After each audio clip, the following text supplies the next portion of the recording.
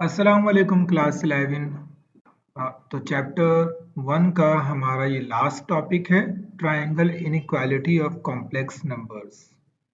अब हम इसको प्रूव करने जा रहे हैं और उसके बाद हम इससे रिलेटेड कुछ क्वेश्चन सॉल्व करेंगे। Then we will start chapter 2। So triangle inequality of complex number is that आपको जो सबसे सेंटर में z1 प्लस z2 लिखा हुआ नजर आ रहा है, इससे रिलेटेड होके देखिए राइट साइड पर।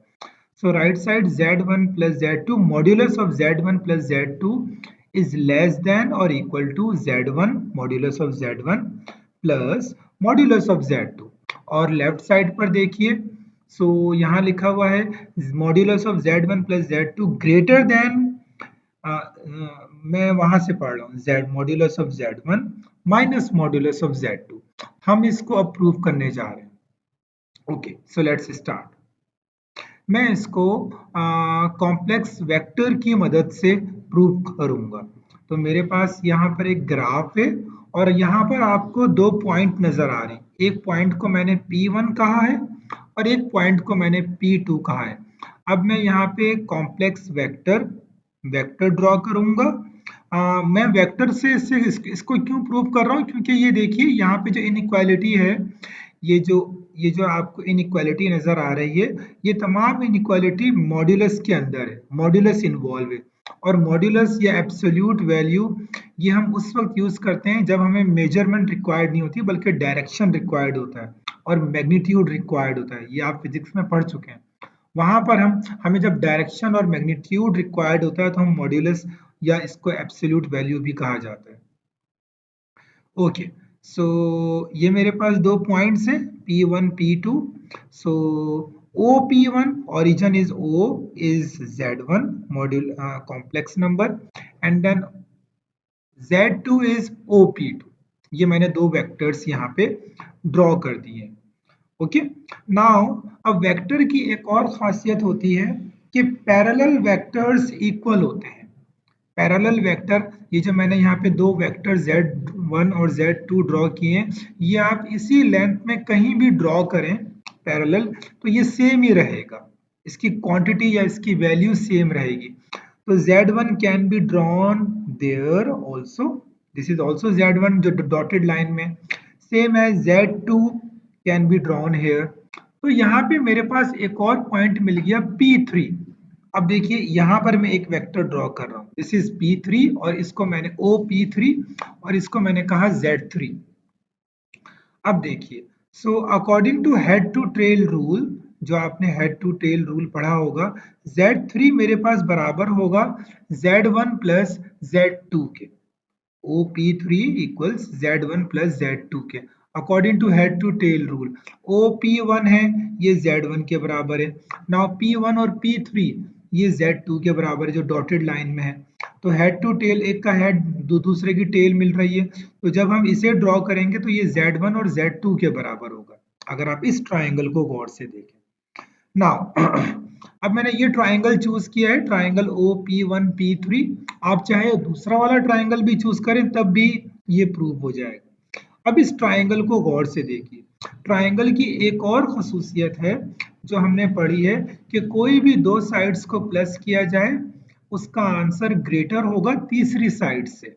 कोई भी दो साइड्स ले लें, तो यहाँ पे मैंने एक साइड ली OP1 और दूसरी साइड ली P1 P3 और ये ग्रेटर होगा OP3 से, जो कि Z3 equals Z1 plus Z2 है। नाउ OP1 P1 P3 की जगह मैंने नीचे लिखा है OP2। क्यों लिखा है OP2? क्योंकि P1 P3 आप देखिए वो पैरेलल है OP2 के, तो मैं यहाँ पे वो भी लिख सकता हूँ। ओके, नाउ OP1 Z1 के बराबर है प्लस OP2 Z2 के बराबर है greater than OP3 Z1 plus Z2 के बराबर है। तो यहाँ पर ये हमारे पास इस ट्राइंगल इनइक्वालिटी का एक हिस्सा प्रूव हो चुका है। अगर आप देखिए ऊपर देखिए राइट हैंड साइड पर Z1 plus Z2 less than or equal to Z1 plus absolute of Z1 plus absolute of Z2, और ये हम यहाँ पे नीचे प्रूव कर चुके हैं। ये मैं आपको इसी तरह लिख देता हूँ जिस तरह यहाँ पे ऊपर लिखा हुआ है, इस तरह लिखा हुआ है। अच्छा, आप परेशान मत होइए, यहाँ पे ऊपर ब्लू में जो लिखा हुआ है वो less than or equal to है, और हम जो ब्लैक में प्रूव कर रहे हैं वो सिर्फ लेस देन, इससे कोई फर्क नहीं पड़ता। आप बेशक यहाँ पे less than or equal to भी लगा सकते हैं। ओके, तो एक हिस्सा अब हम प्रूव कर चुके हैं। अब हम दूसरे हिस्से की तरफ मूव करते हैं। ओके, तो अब आप जरा गौर से देखिए इसको।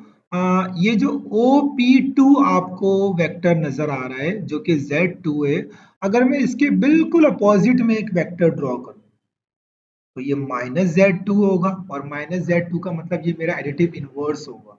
ओके, तो OP2 वो Z2 है, अगर इसके अपोजिट में मैंने जो वेक्टर ड्रॉ किया है वो -Z2 है। OP2 उसको मैंने सेम ही नाम दिया है। ठीक है, बस सिर्फ वो है कि वो एडिटिव इनवर्स है। अब इसका पैरेलल कहां पर होगा ये देखिए। अच्छा ओके, सबसे पहले Z1 का पैरेलल मैंने नीचे ड्रॉ किया है, क्योंकि मैंने कहा ना पैरेलल वेक्टर्स ये सेम होंगे चाहे आप कहीं भी ड्रॉ करें। तो Z1 का पैरेलल नीचे है, और ये जो -Z2 का पैरेलल ये यहाँ पर है। तो मेरे पास एक और पॉइंट मिल गया P3, जिसको मैंने कहा है Z3। अब ये Z3 किसके बराबर होगा? This is equal to Z1 minus Z2। Okay, और अब आप देखिए इसका पैरेलल ऊपर है, ये रहा P1 P2। इसका मतलब P2 टू P1 या P1 P2 कुछ भी कह लें, क्योंकि हमें मेजरमेंट से कोई ताल्लुक नहीं है, ये सारे एब्सोल्यूट हैं। It is equal to Z1 minus Z2। अब जरा इस ट्राइंगल को देखिए, वही ट्राइंगल जो नीचे है वो मैं ऊपर देख रहा हूँ, OP1 P2। ओके, अच्छा, कुछ स्टूडेंट्स परेशान हो रहे होंगे कि Z3 equals Z1 minus Z2 के बराबर किस तरह है। और same head to tail rule, head to tail rule में अगर आप देखें OP2 का जो हेड है वो P2 P3 के टेल से टकरा के ऊपर जा रहा है। तो head to tail rule OP2 minus Z2 है, OP2 B3 Z1 है। तो जब मैं इन दोनों को प्लस करूंगा तो Z1 माइनस Z2 हो जाएगा।